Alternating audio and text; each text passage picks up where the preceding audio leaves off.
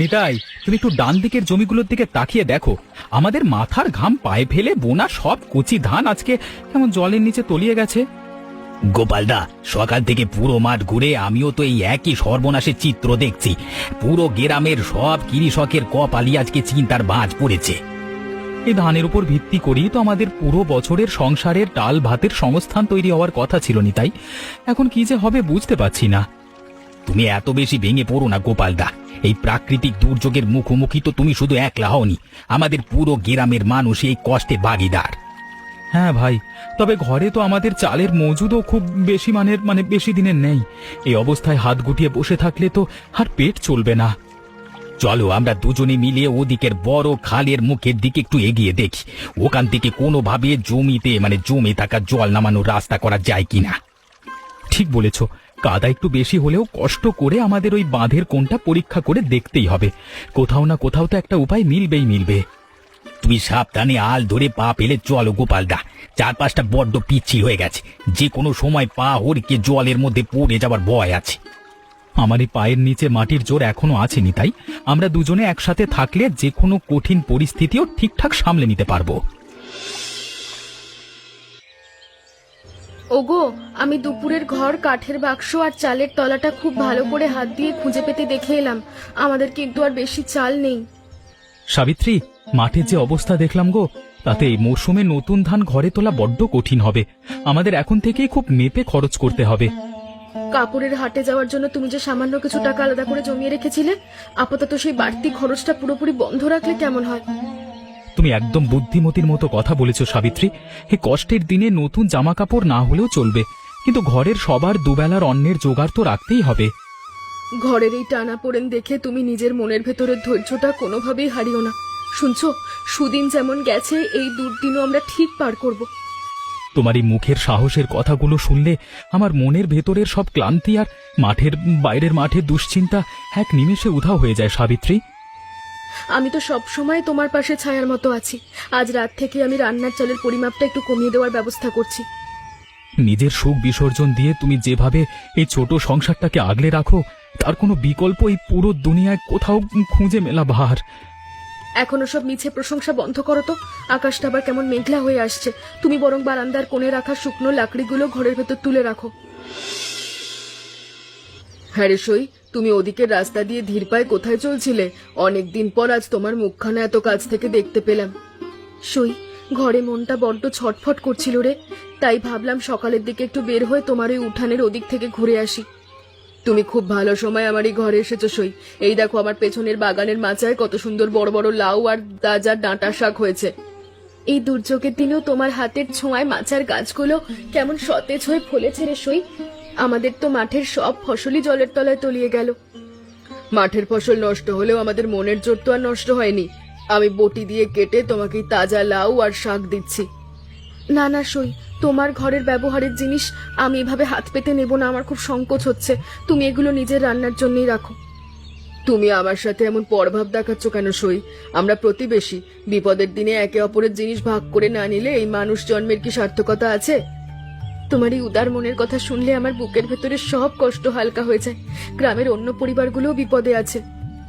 গ্রামের মানুষ যদি সবাই একসাথে হাত মিলিয়ে এক মনে থাকে, তবে যে কোনো বড় সমস্যাই আমাদের এই পাড়ায় বেশি দিন স্থায়ী হতে পারবে না সই। তুমি একদম খাঁটি কথা বলেছ। আমি এই শাকের আটিটা নিজের আঁচলের কোণ দিয়ে ভালো করে জড়িয়ে নিই। মাটির উনুনে আজ এটা দিয়ে চমৎকার ব্যঞ্জন রান্না করব। গোপালদা, এই মেঘলা বিকেলের দিকে তুমি এই রাস্তায় কাদা দিয়ে একলা একলা কোথায় চলেছো? রতন, মাঠের ধান তো সব জলের নিচে তলিয়ে গেল রে, তাই ভাবলাম চারপাশটা একটু ঘুরে দেখি কোথাও কোনো ছোটখাটো কাজের খোঁজ মেলে কিনা। আমি তো সেই কাজের কথাই তোমাকে বলবার জন্য খুঁজছিলাম গোপালদা। হ্যাঁ, আমাদের ওদিকের পাড়ার বাঁশের ভাঙা সাঁকোটা তো এবারের বর্ষায় পুরো ভেঙে গেছে। হ্যাঁ, ওটা তো গ্রামের মানুষের যাতায়াতের মস্ত বড় একটা মাধ্যম। তা সাঁকোটা নিয়ে তোমরা এখন নতুন কি ভাবছো রতন? গ্রামের কয়েকজন মিলে ঠিক করেছি আমরা নিজেদের হাত দিয়ে ভাঙা সাঁকোটা নতুন করে মেরামত করবার একটা ছোটখাটো উদ্যোগ নেব। এটা তো বড্ড ভালো কথা রতন, কিন্তু এই কাজের জন্য তোমরা কি সামান্য কিছু পারিশ্রমিক পাওয়ার ব্যবস্থা করতে পেরেছো? মাতব্বর মশাই বলেছেন সাঁকোটা ঠিক করতে পারলে আমাদের যাতায়াতের সুবিধার জন্য তহবিল থেকে কিছু টাকা পারিশ্রমিক হিসেবে দেওয়া হবে। যদিও এতে খুব বড় কোনো আয় আমাদের হবে না রতন, তবু এই চমৎকার সংকটের দিনে কোনো ছোট সুযোগকেও আমাদের অবহেলা করা একদম উচিত হবে না। তুমি যদি আমাদের সাথে এই কাজে যোগ দাও গোপালদা, তবে তোমার মতো অভিজ্ঞ মানুষের হাত পেয়ে সাঁকোটা বড্ড মজবুত ভাবে তৈরি হতে পারবে। তুমি কোনো চিন্তা করো না রতন, আমি কালকে সকালের দিকেই নিজের হাতের দা আর কাটারি নিয়ে ওদিকের ভাঙা সাঁকোর পারে সময় মতো পৌঁছে যাব। বাবা গোপাল, মাঠের ফসলের এই চরম ক্ষতির কথা শুনে তুমি নিজের মনের ভেতর বড্ড বেশি দুশ্চিন্তা নিয়ে ঘুরে বেড়াচ্ছ বলে মনে হচ্ছে। কাকা, এই ভরা মরশুমে চোখের সামনে সব ধান জলের নিচে পচে যাচ্ছে, দেখলে কোনো কৃষকের মন ঠিক থাকতে পারে বলুন তো? প্রকৃতির এই নিয়ম তো আজ নতুন নয় বাবা গোপাল। আমার এই 65 বছরের জীবনে আমি এমন বন্যা আর বর্ষা বহুবার দেখেছি।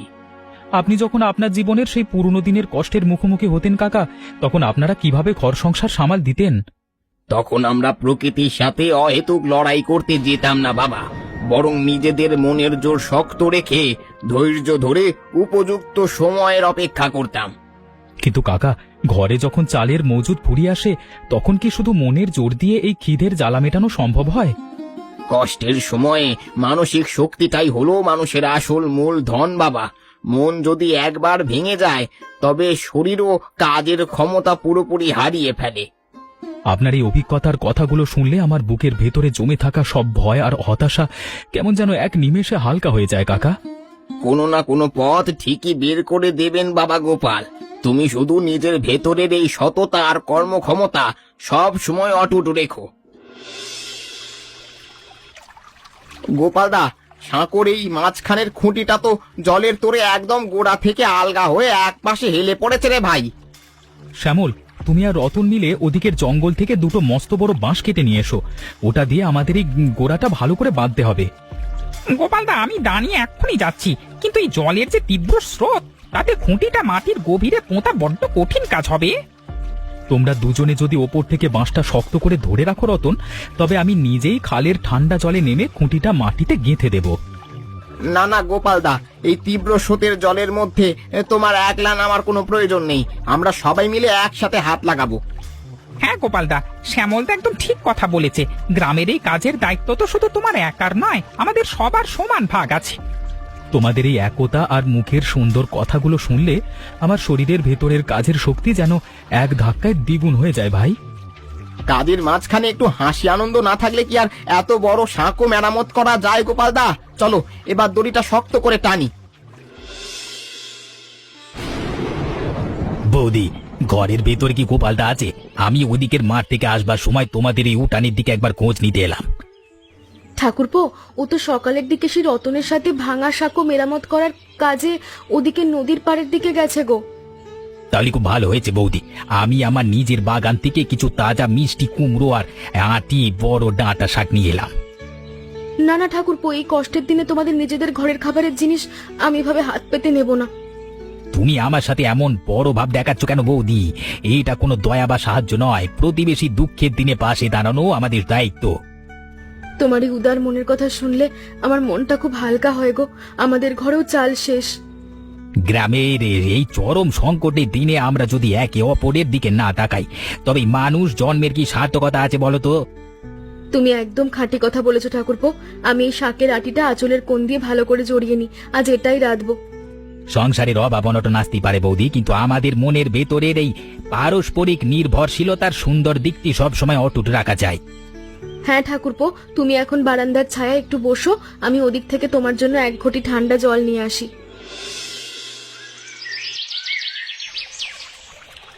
বাবা শ্যামল, তুমি ওদিকে রাস্তা দিয়ে ধীর পায়ে কোথায় চলছো? একটু এই দিকে এসো বাবা, খালের জলের ব্যবস্থা একটু দেখে যাও। কাকা, আমি ওই সাঁকোর কাজ শেষ করে বাড়ি ফিরছিলাম, তা আপনি রোদের মধ্যে একলা একলা এখানে কেন বসে আছেন? আমি অনেকক্ষণ ধরে লক্ষ্য করছি বাবা শ্যামল, আমাদের এই পুকুরের উপচে পড়া জলটা এখন ধীরে ধীরে নিচের দিকে নামতে শুরু করেছে। আপনি একদম সত্যি কথাই বলছেন কাকা। মাঠের জমে থাকা জলটাও যদি এভাবে নেমে যায়, তবে আমাদের কৃষকদের মস্ত বড় উপকার হবে। প্রকৃতি সব সময় মানুষের পরীক্ষা নেয় বাবা। কষ্ট দেওয়ার পর সেই প্রকৃতি আবার নতুন ভাবে বেঁচে থাকার পথও খুব সুন্দর করে দেখায়। হ্যাঁ কাকা, জলটা পুরো নেমে গেলে আমরা আবার নতুন করে মাঠে বীজ বোনার কাজটাও বড্ড উৎসাহের সাথে শুরু করতে পারবো। ভবিষ্যৎ নিয়ে সব সময় এমন আশাবাদী কথা বলতে হয় বাবা শ্যামল। মানুষের মনের জোর থাকলে সব ক্ষতি একদিন পুষিয়ে নেওয়া যায়। আপনার মুখে এই অভিজ্ঞতার কথাগুলো শুনলে আমাদের মতো যুবকদের পথ চলার মনের ভেতরে সব ভয় এক নিমেষেই দূর হয়ে যায় কাকা। আমাদের এই গ্রামের মাটি বড্ড খাঁটি রে বাবা। একটু খাঁটি রোদ আর ভালো বাতাস পেলেই এই মাটি আবার সোনা ফলিয়ে দেবে। ঠিক বলেছেন কাকা, রাত তো অনেক হতে চললো, চারপাশটা কেমন অন্ধকার হয়ে আসছে। চলুন এবার ধীরে পায়ে বাড়ির দিকে রওনা দিই। নিতাই, তুমি একটু ডান দিকের খালের মুখের দিকে তাকিয়ে দেখো, এই জল কমে আসতেই স্রোতের সাথে সাথে কেমন ঝাঁকে ঝাঁকে মাছ আসছে। গোপালদা, ওগুলো তো সব নদীর খাঁটিয়া তাজা বেলে মাছ ভাই, পানির স্রোতে ভেসে ভেসে কেমন ঝটপট করছে। আমি তো প্রথমে চোখ দুটোকে বিশ্বাস করতে পারছিলাম না নিতাই। এই খালের চরে এত মাছ একসাথে কোনো দিনও ভেসে আসেনি। ওপরওয়ালা আমাদের এই চরম বিপদের দিনে হাত তুলে আশীর্বাদ করলেন গোপালদা। এই মাছগুলো নষ্ট না করে আমাদের এখনই কাজ লাগানো দরকার। তুমি একদম বুদ্ধিমানের মতো কথা বলেছ নিতাই। আমরা যদি এই মাছগুলো ঝুড়িতে তুলে নিতে পারি তবে এক মস্ত বড় সংস্থান হবে। গোপালদা, ঘরের অভাবের দিনে রূপলি বেলে মাছগুলো আমাদের পুরো পরিবারকে মুখের আহার হিসেবে বড় ভরসা দেবে বড্ড। তুমি আর দেরি না করে ওদিকের কোণ থেকে রতনকে একটু ডেকে নিয়ে আসো নিতাই। এত মাছ আমরা দুজনে একা কুড়াতে পারবো না। আর আমি এখনই দৌড়ে গিয়ে রতনকে ডেকে আনছি। গোপালদা, তুমি ততক্ষণ এই ঝুড়িটা দিয়ে খালের মুখের মাছগুলো একটু আটকে রাখো। সাবধানে যাও নিতাই, খালের পাড়টা বড্ড পিচ্ছিল হয়ে আছে। মাছের লোভে আবার তাড়াহুড়ো করে কাদের মধ্যে আছাড় খেও না। রতন, তুমি ওই ডান দিকের ছোট গর্তটার দিকে নজর দাও। ওখানে জল কম থাকায় অনেকগুলো বেলে মাছ একসাথে ছটফট করছে। গোপালদা, আমি নিজের দু হাত দিয়ে গর্তের সব মাছ একেবারে ছেঁচে এই বড় ঝুড়ির ভেতরে তুলে নিচ্ছি, একটাও ছাড়বো না। আমাদের তিনজনের ঝুড়ি তো প্রায় কানায় কানায় মাছ দিয়ে ভরে উঠলো গোপালদা। এত বেলে মাছ আমরা একসাথে কিভাবে পরিষ্কার করব? তোমরা কোনো চিন্তা করো না, এই মাছগুলো জল দিয়ে ভালো করে ধুয়ে নুন মাখিয়ে রাখলে অনেক দিন পর্যন্ত চমৎকার তাজা থাকবে। গোপালদা, ঘরের খিদের জ্বালা মেটানোর পর এই বাড়তি মাছগুলো যদি আমরা বাজারে নিয়ে যাই তবে কি কিছু টাকা রোজগার হবে না? কিন্তু খাঁটি কথা বলেছ রতন। এই মাছ বাজারে বিক্রি করতে পারলে আমাদের এই চরম সংকটের দিনে সংসারে মস্ত বড় এক জোর আসবে। ধানের জমিতে সব ক্ষতি এই রূপলি বেলে মাছগুলো দিয়ে ওপরওয়ালা আমাদের আজকে খুব সুন্দরভাবে পুষিয়ে দিতে চাইলেন ভাই। আমার তো আনন্দের ছোটে এই কাদার খাটুনির কথা একদম মনেই পড়ছে না নিতাইদা। চলো ওই ওপরের শুকনো জায়গায় ঝুড়িগুলো রাখি। হ্যাঁ, ঝুড়িগুলো অনেক ভারী হয়ে গেছে। তোমরা দুজনে দুই দিক থেকে শক্ত করে ধরো, কাদার উপর আবার হাত ফসকে যেন না যায়। সাবিত্রী, কড়াইয়ের সর্ষের তেলটা ভালো করে গরম হলে তুমি মাছগুলো একদম মুচমুচে করে ভাজার ব্যবস্থা করো দেখি। ওই দেখো ওগো, কড়াইয়ের গরমে তেলের ভেতর মাছগুলো ছাড়তে কেমন চমৎকার একটা সুগন্ধ পুরো উঠোনের চারদিকে ছড়িয়ে পড়েছে। দীর্ঘদিন পর আজকে আমাদের এই ছোট রান্নাঘরে মাছ ভাজার সুবাস পাওয়া গেল সাবিত্রী। মনের সব কষ্ট এক নিমেষে দূর হয়ে গেল। ঘরের এই অভাবের দিনে খালের স্রোতে ভেসে আসা এই বেলে মাছগুলো আমাদের জন্য এত বড় এক আশীর্বাদ। তুমি ঠিকই বলেছ সাবিত্রী। আমরা এই মাছের একটা বড় অংশ নিজেদের খাওয়ার জন্য রেখে বাকিটা রতনের সাথে বাজারে পাঠাবো। হ্যাঁ, বাজারে বিক্রি হলে কিছু চাল ডাল কেনার মতো নগদ টাকা আমাদের হাতে আসবে, তাতে সংসারের অনেকখানি স্বস্তি মিলবে। তুমি এক কাজ করো সাবিত্রী, প্রথম ঝাঁকের ভাজা মাছগুলো কড়াই থেকে নামিয়েই একটা মাটির পাত্রে সুন্দর করে আলাদা করে রাখো। আমি সেই ব্যবস্থাই করছি গো। এই গরম ভাজা মাছের বাটিটা তুমি নিয়ে ওদিকের বারান্দায় শান্ত হয়ে বসো, আমি আসছি। তুমিও সকাল থেকে অনেক খাটুনি করেছো সাবিত্রী। মাছ ভাজা শেষ করে নিজের হাত মুখ ধুয়ে চটপট ভাতের থালাটা সাজিয়ে নাও। সই, তুমি ওদিকের দাওয়ায় বসে বসে একলা একলা কি করছো? একটু এইদিকে এসো, তোমার জন্য একটা বিশেষ জিনিস এনেছি। আরে সাবিত্রী সই, তুমি নিজের আঁচলের নিচে ওই মাটির পাত্রে কি এমন জিনিস এনেছো গো, বড্ড লুকিয়ে? এই দেখো সই, পাত্রের ঢাকনাটা সরাতেই কেমন তাজা আর গরম গরম বেলে মাছের সুগন্ধটা চারপাশটা ভরিয়ে দিল। বাহ সই, এত সুন্দর বড় বড় বেলে মাছ এই দুর্যোগের দিনে কোথায় পেলে? এটার সুবাস তো চমৎকার লাগছে। ও আর নিতাই ঠাকুরপো মিলে সকালের দিকে ওদিকের জল কমে আসার খালের চর থেকে মাছগুলো প্রচুর পরিমাণে কুড়িয়ে এনেছে। তোমাদের এই সৎ পরিবারের দিকে মুখ তুলে চেয়েছেন সই। বিপদের দিন এই মাছ তোমাদের সংসারে মস্ত বড় ভরসা দেবে। তুমি সকালের দিকে আমাকে তোমার মাচার তাজা লাউ আর শাক দিয়েছিলে, তাই এই মাছের প্রথম ভাগ তোমার জন্য। তুমি আমার সাথে এমন পরভাব দেখাচ্ছ কেন? প্রতিবেশীর বিপদে পাশে দাঁড়ানো তো আমাদের কর্তব্য, এটার জন্য প্রতিদান কেন? এটা প্রতিদান নয় সই, এটা হলো আমাদের ভালোবাসার অংশ। আমি ভাবছি গ্রামের অন্য অভাবী পরিবারগুলোর মধ্যেও কিছু মাছ দেব। তোমার এই সুন্দর চিন্তার কোনো তুলনা হয় না সই। সবাই মিলে ভাগ করে খেলে এই কষ্টের দিনগুলো বড্ড সহজে পার হয়ে যাবে। বাবা গোপাল, তোমরা দুজনে এই রোদের মধ্যে পিঠে করে এত বড় বড় বাঁশের চাটাই নিয়ে ওদিকে রাস্তা দিয়ে কোথায় চলেছো? কাকা, খালের চর থেকে আমরা যে প্রচুর পরিমাণে বেলে মাছ পেয়েছি, সেগুলো তো বেশি দিন কাঁচা রাখলে নষ্ট হয়ে যাওয়ার মস্ত ভয় আছে। হ্যাঁ জ্যাঠা, আমরা গোপালদার সাথে পরামর্শ করে ঠিক করেছি এই মাছগুলো ভালো করে নুন মাখিয়ে রোদে শুকিয়ে শুটকি তৈরি করব। তোমরা বড্ড চমৎকার বুদ্ধি বের করেছো বাবা। আমার এই 65 বছরের অভিজ্ঞতায় দেখেছি মাছ শুকিয়ে রাখলে তা অনেক মাছ ভালো থাকে। কাকা, কিন্তু আমাদের এই ছোট উঠানে তো এত মাছ একসাথে মেলবার মতো পর্যাপ্ত জায়গা নেই, তাই ভাবলাম এই চাতালে যদি কাজটা করি। জ্যাঠা, আমরা তো এই গ্রামের আর 5টা অভাবী পরিবারের মাছগুলো মানে শোকানোর কাজে তিন্নি, তবে কি তাদেরও কিছুটা সংস্থান হবে না? তোমার মনের ভেতর এই পরোপকারী চিন্তা এসেছে দেখে আমার বড্ড আনন্দ হলো বাবা রতন। সবাই মিলে কাজ করলে একতার জোর বাড়ে। হ্যাঁ কাকা, এই কষ্টের দিনে গ্রামের সবাই যদি একসাথে কিছু শুটকি মাছ ঘরে মজুত করে রাখতে পারে, তবে আগামীতে খিদের ভয় থাকবে না। তোমরা চাটাইগুলো এই দক্ষিণ দিকের রোদের মুখে ভালো করে বিছিয়ে দাও বাবা। বাতাস আর কড়া রোদ পেলে মাছগুলো দুদিনেই তৈরি হয়ে যাবে। শ্যামল, তুমি ওদিকের কোণের বড় ঘাসগুলো কাটারি দিয়ে একটু ভালো করে ছেঁটে দাও, যাতে আমাদের ওই চাটাইগুলো সোজা করে পাতা যায়।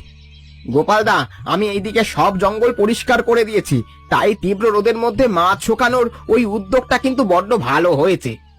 হ্যাঁ রে শ্যামল, আমাদের ধানের জমির যে মস্ত বড় ক্ষতি হয়ে গেল, এই বেলে মাছের ব্যবসাটা সফল হলে আমরা আবার নতুন করে দাঁড়াতে পারবো। তুমি একদম খাঁটি কথা বলেছো গোপালদা। এই উদ্যোগ যদি সফল হয় তবে আমাদের দেখা দেখি গ্রামের আরো অনেক দরিদ্র মানুষ উপকৃত হবে।